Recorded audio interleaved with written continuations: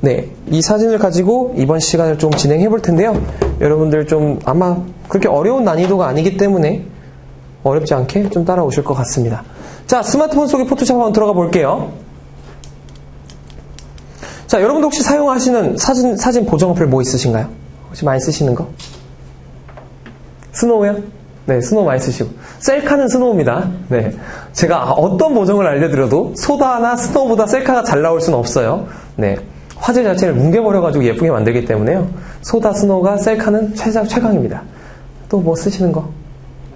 라이트룸도 쓰시고, 또 여러 가지 많이 사용하실 텐데, 제가 주로 사용하는 어플이 요 5가지 종류에서 이제 많이 사용하는데요. 그 중에 가장 많이 사용하는 어플이 요 스냅시트예요. 여기서부터 1, 2, 3, 4, 5번 순으로 많이 사용을 해요. 1, 2, 3, 4, 5번 순으로. 자, 이 첫 번째 어플을 설명해드리는 이유는요. 일단 무료입니다. 여러분들 다운받으시는데 무료로 사용하셨죠? 그리고 이 어플이 스마트폰 사진 보정으로는 역사도 가장 길고 가장 유명한 어플이에요. 자, 이 어플을 가지고 보시면은 좀 본격적으로 어떻게 사용하는지 알려드릴게요. 자, 어플 켜시면 아마 지금 제가 보여드리고 있는 이 저 두 번째 화면이 나타나고 있을 겁니다. 자, 저 두 번째 화면이 떠 있을 텐데요. 여기서 어떻게 설정을 하는지 좀 알려드릴게요. 오늘 하루 설정해 놓으시면 앞으로 설정 안 건드리셔도 돼요. 우측 상단에 점이 3개 있는 버튼을 찾으시면 됩니다. 우측 상단에 점이 3개 있는 버튼. 자, 우측 상단 점 3개 누르시면 설정이 있으시죠? 자, 설정을 누르시면 다른 거는 건드리지 마시고 가장 밑에 자, 형식 및 품질의 95%로 설정이 되어 있을 거예요. 그거를 100으로 바꿔주시면 되겠습니다.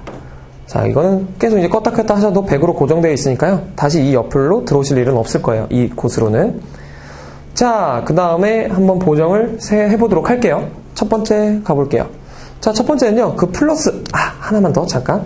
여러분들 보정하기 전에 해야 될 건요. 여러분들 핸드폰 화면을 최대로 밝게 해주시는 거예요. 최대로 밝게 해주시고 특히나 갤럭시나 LG 사용하시는 분들은 블루라이트 필터라고 내 눈을 보호하기 위한 청색광을 차단하는 필터가 있거든요. 그 필터를 켜면 사진의 원래 색을 못 봐요. 왜냐? 하얀색이 누렇게 나오거든요. 그러니까 사진 보정할 때만큼은 블루라이트 필터도 꺼주시고 사진 밝기도 밝게 해주셔서 여러분들 보정하시면 되겠습니다. 자, 아이폰은 그냥 밝기만 밝게 조절해 주시면 돼요. 자, 오픈 누르시고 가운데 플러스 모양 눌러주신 다음에 갤럭시 기준으로 왼쪽 상단에 짝대기 3개 보이시죠? 왼쪽 끝, 왼쪽 끝. 선생님, 왼쪽 끝. 그렇죠. 그거 누르신 다음에 갤러리 들어가시면 됩니다.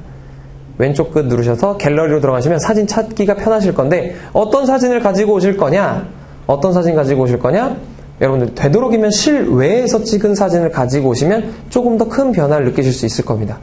근데 저 지금 사진 없는데요? 핸드폰 새 건데요? 라고 하시면 제가 보내드린 사진의 첫 번째 사진을 사용하시면 될 것 같고요. 여러분들 평소에 뭐 여행 가서 찍으셨던 거 하늘이 나타나 있으면 더 좋아요. 뭐 파란 하늘이 있고 뭐 나도 서 있고 뭐 친구도 서 있고 뭐 강아지도 있고 뭐 어떤 사진이든 상관없습니다.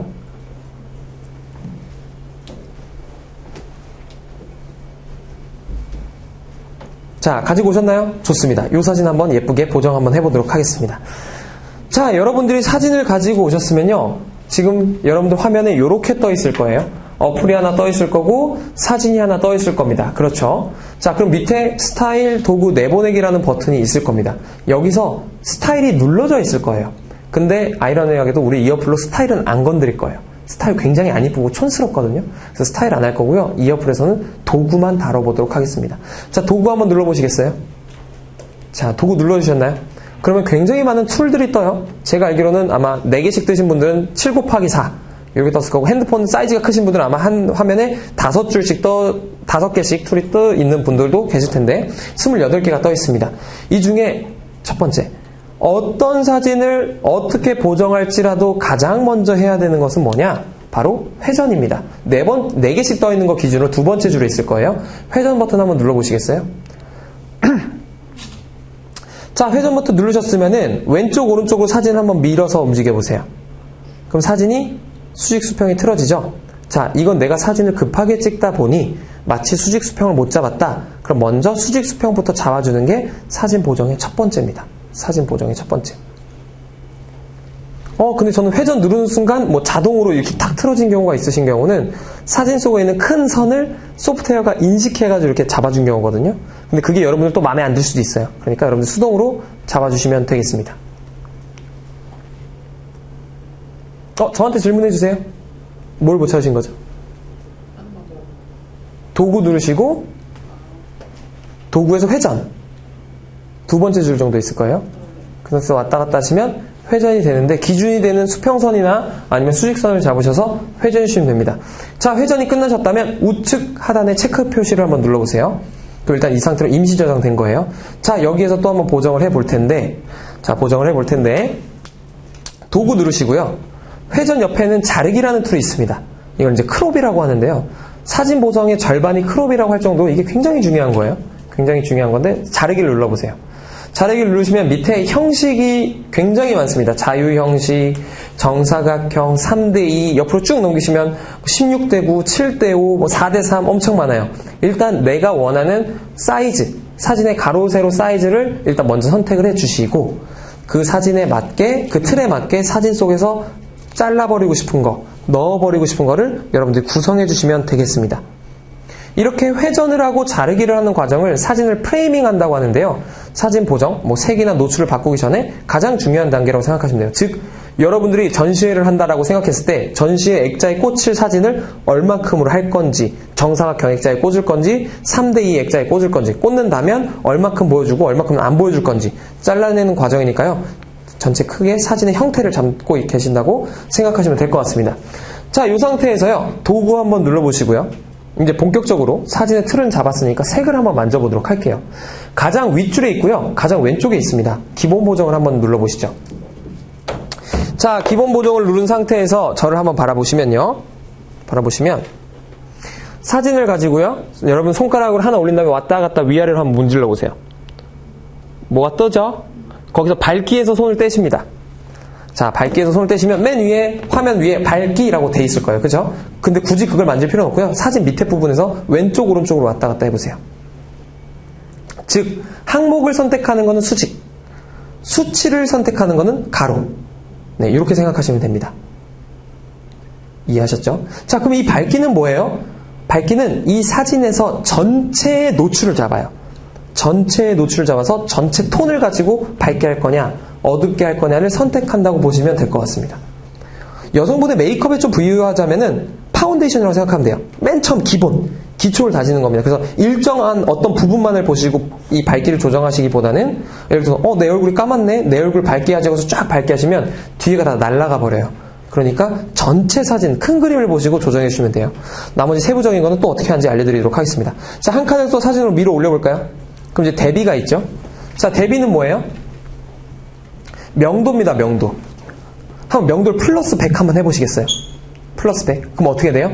밝은 쪽은 하얗게, 어두운 쪽은 까맣게, 색과 색의 사이가 멀어져 버려요. 네. 반대로 명도를 마이너스 100 하면 어떻게 되죠? 이렇게 되면 밝은 곳과 어두운 곳에 있는 색이 중간 톤으로 쫙 몰리면서 흐리멍텅한 사진이 됩니다. 네. 그래서 이것도 여러분들이 원하시는 대로 밝기를 조금 조절해 주시면 될 것 같아요. 자, 명도 조절 끝나셨으면 이번에 한 칸만 더 내려보겠습니다. 우측 하단 체크 굳이 안 누르셔도 돼요. 자, 다시 그러면 도구, 기본 보정. 거기서 이제 세 번째로 내려오시면 채도 있죠. 자, 채도를 마이너스 100으로 한번 빼보실까요? 빼면 어떻게 돼요? 색상이 가지고 있는 힘이 다 뺏겼다고 생각하시면 돼요. 그러니까 흑백 사진이 되는 거죠. 명도만 남은 사진입니다. 여기서부터 출발해서 여러분들이 원하시는 만큼 채도를 밝게 해주시면 될 것 같습니다. 그러니까 빨간색은 빨갛게 될 거고요. 노란색은 노랗게 될 거고 이렇게 될 거예요. 근데 너무 이질감이 느껴지지 않게 조절하시면 될 것 같아요. 자, 좋습니다. 그리고 여기서 이제 한 칸을 더 밀어 올리면 뭐가 나오냐면 분위기가 나오죠. 근데 이 분위기는 맨 마지막에 하겠습니다. 이유는 마지막에 설명드릴게요. 분위기는 냅두시고요. 한 칸을 더 밀어 올리시면 뭐가 나오나요? 하이라이트가 나오죠. 자, 하이라이트는 뭐냐면 밝은 곳을 뜻하잖아요.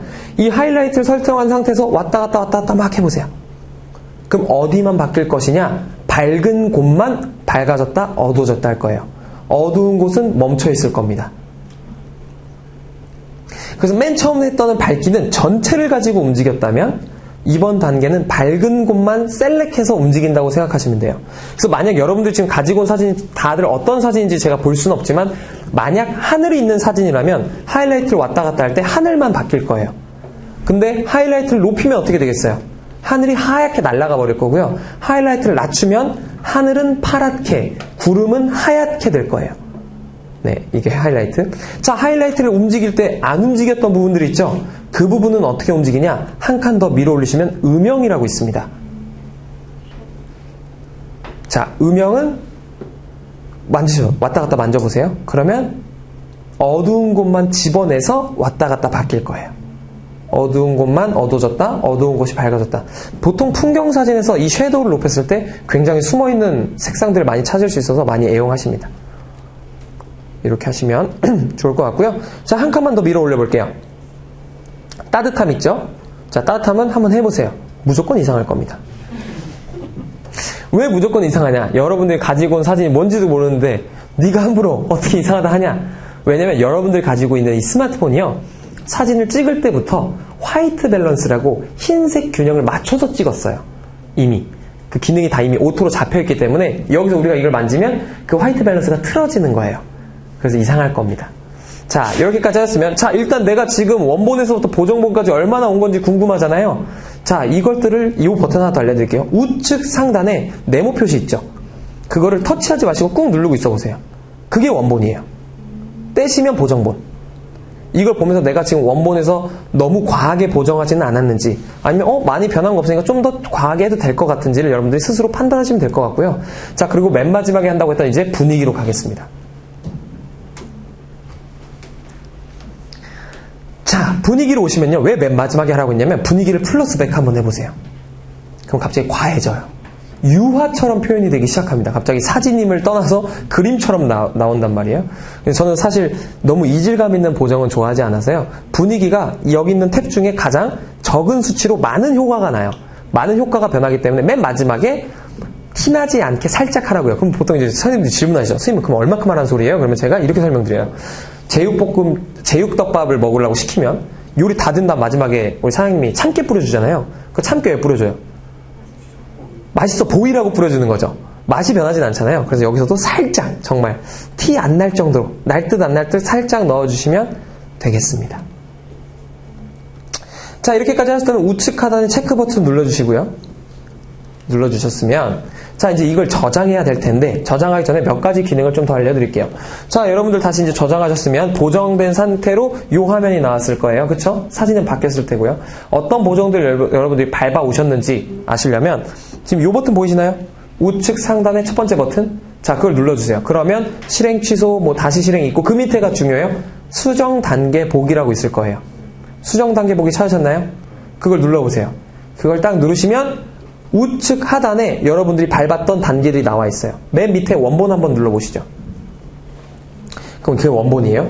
그 위에 회전 눌러주시면 아마 회전된 상태로 변할 거예요. 또 자르기 누르시면 잘려 있을 거예요. 그 다음 누르시면 기본 보정돼 있을 거예요.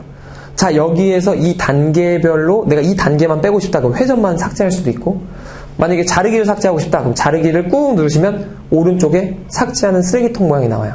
그럼 내가 이 단계별로 이 단계를 돌아갈 수도 있고, 단계만 삭제할 수도 있고, 좀 세부적으로 보정할 수 있는 것이 이 툴에 있습니다. 일단 마음에 들었다 생각하고 왼쪽 상단에 돌아가기 버튼 누르시면 이 사진을 저장해야 되는데, 저장하려면 어떤 버튼 눌러야 되냐면 우측 하단에 내보내기 버튼을 누를 거예요. 근데 여기서 스톱.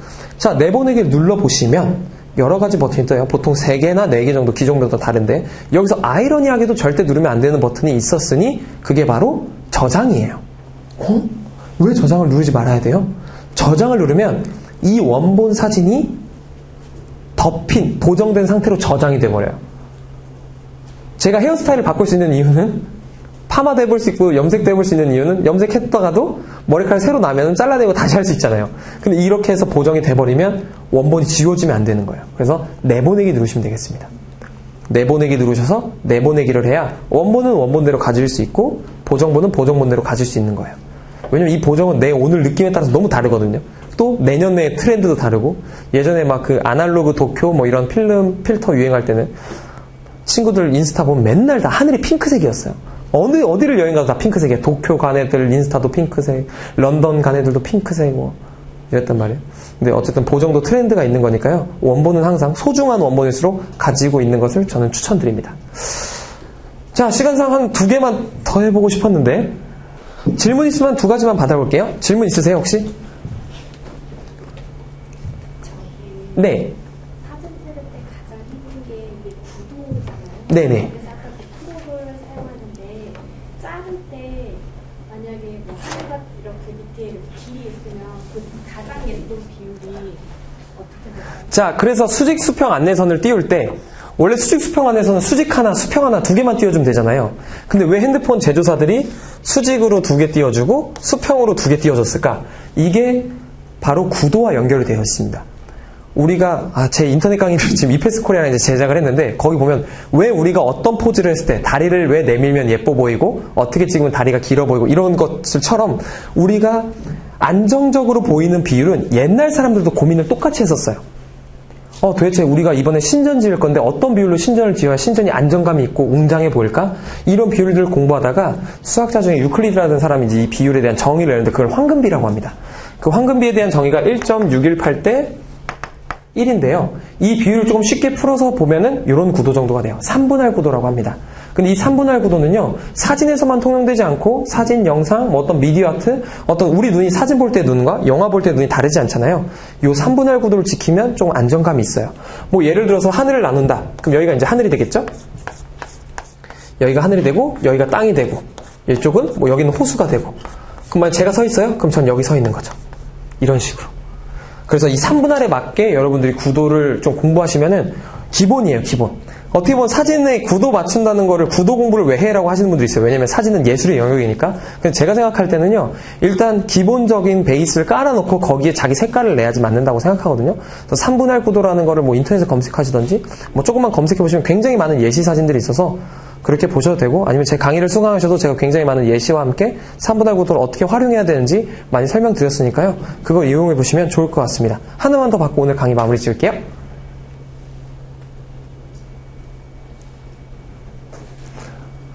네. 그러면 이제 앞으로 사진을 많이 보는 사람들이 대부분 이제 스마트폰으로 보게 될 가능성이 크잖아요. 네, 네. 그렇기 때문에 아까 DSLR 값비싼 이제 카메라보다 결국 이제 보는 사람들을 위해서는 결국 큰 차이가 없기 때문에 스마트폰으로 찍는 게 의미가 있다라고 이해를 했거든요. 네네.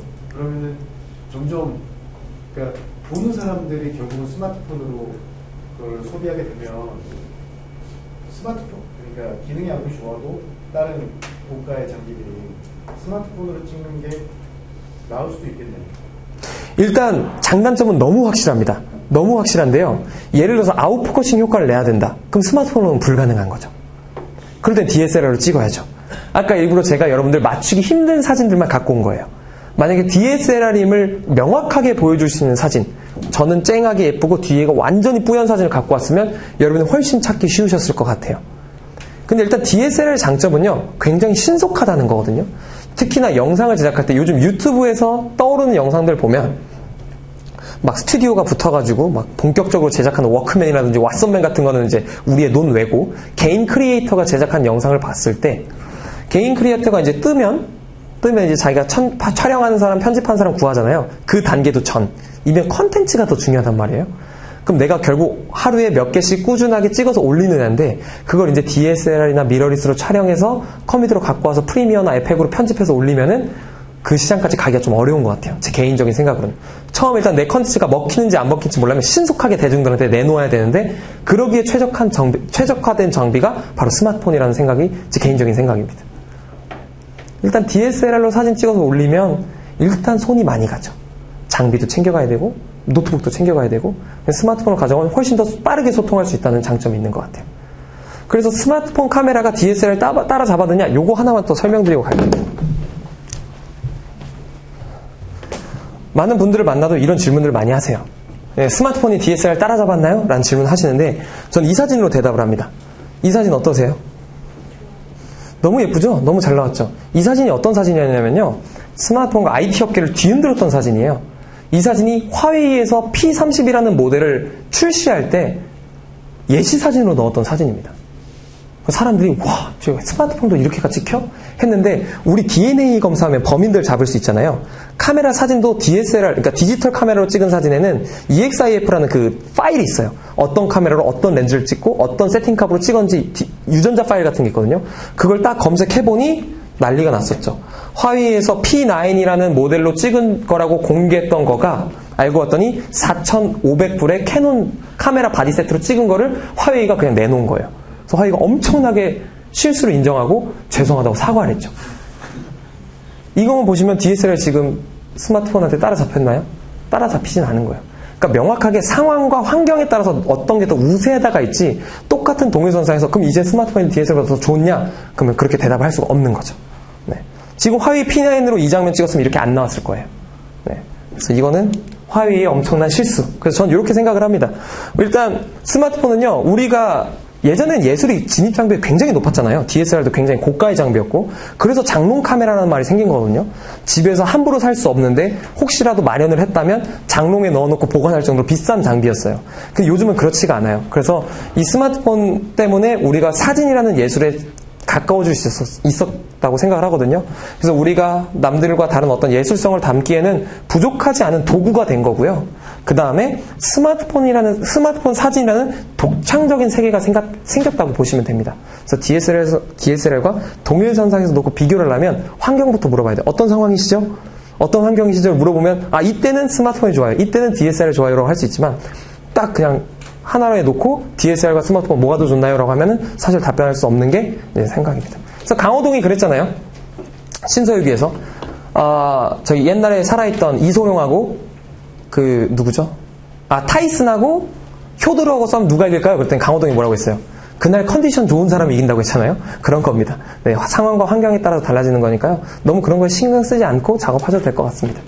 자, 지금까지 여러분들과 2시간 동안 함께한 스냅퍼브의 사진작가 이진우였습니다. 감사합니다.